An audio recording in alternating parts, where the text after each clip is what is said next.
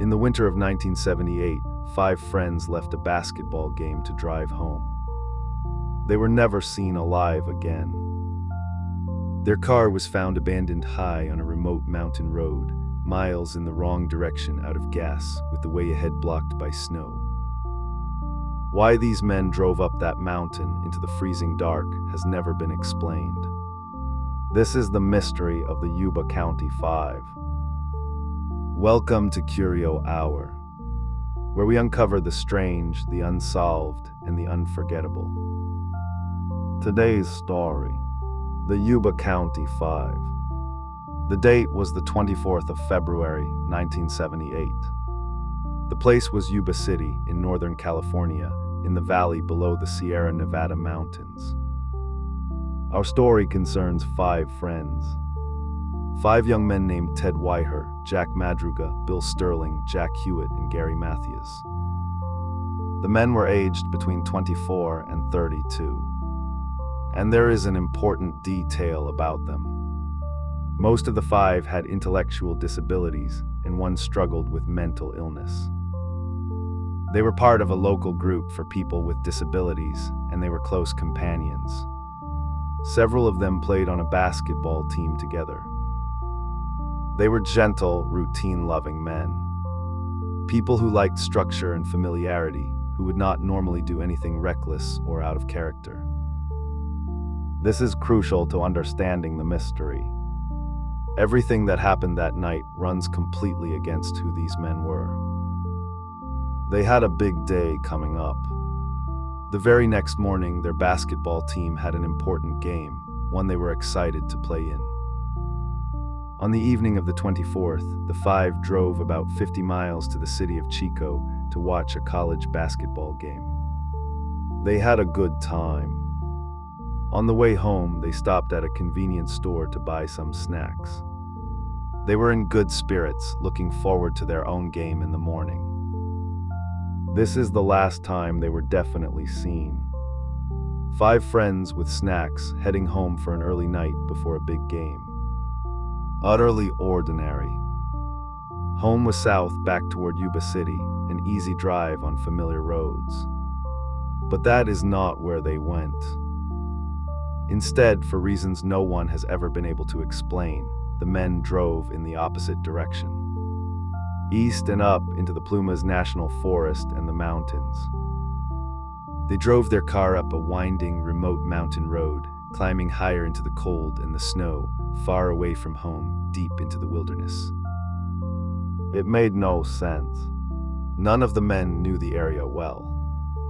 They were not dressed for the mountains, and they had every reason to go straight home. When the five did not come home that night, their families grew worried. These were dependable men who stuck to their routines. Their absence was immediately alarming. As the hours passed and the men failed to appear for their basketball game the next day, the worry turned to dread. They had simply vanished. The families reported them missing, and a search began. But where do you even start looking for five men who could be anywhere? For days, there was nothing. No sign of the men, no sign of the car. They had driven into the night and seemingly disappeared off the face of the earth. And then, several days later, came the first clue. A clue that only deepened the mystery instead of solving it. Their car, a turquoise sedan, was found. But not anywhere near home, and not anywhere it had any reason to be. It was discovered abandoned far up that remote mountain road in the national forest, around 70 miles from where the men should have been. The car sat in the middle of the road, undamaged. And the details of its condition are among the strangest parts of the entire case. The car was not stuck. It was not crashed. It still had about a quarter tank of gas, and it started and drove perfectly when investigators tested it. The way ahead was blocked by snow, but the men could easily have turned around and driven back down. Instead, they had abandoned a working car and walked off into the freezing wilderness on foot. Why would five men on a bitterly cold night leave a functioning car with gas in the tank, and set out walking into the snowbound mountains. It defied all logic, and the search now turned to the mountains themselves, a vast, frozen, and dangerous wilderness. The weather was harsh and the terrain brutal. As the search continued through the cold months, hope faded. But the mountains would slowly give up their grim secrets. Months later, as the snow began to melt in the late spring, the bodies started to be found. Some of the men were found in the wilderness, having died of exposure to the cold. They had scattered, it seemed, wandering in different directions through the frozen forest. But one discovery in particular transformed the case from a tragedy into a true and disturbing mystery. It was found in a Forest Service trailer. Around 20 miles from the abandoned car, deep in the mountains, stood a small trailer used by forest workers, stocked with food, fuel, and supplies for emergencies. Inside this trailer, searchers found the body of one of the men, Ted Weiher. And the scene raised far more questions than it answered. Weiher had survived for some time in the trailer before dying, likely of cold and starvation. He had lost a great deal of weight. He had been there for weeks. But here is the disturbing part.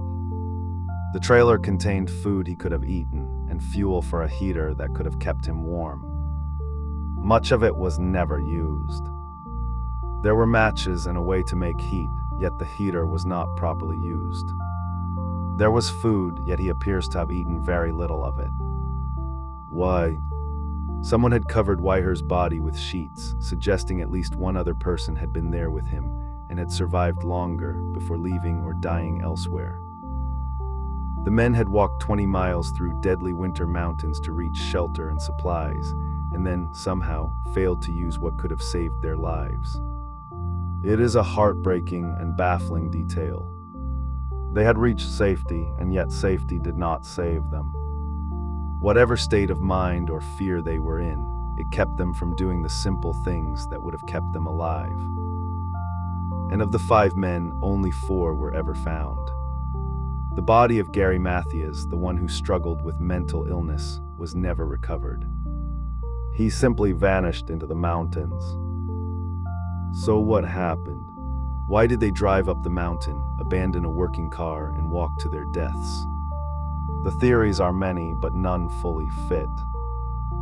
Some have suggested the men got lost and confused, took a wrong turn, and panicked. But that does not explain abandoning a working, fueled car on a passable road.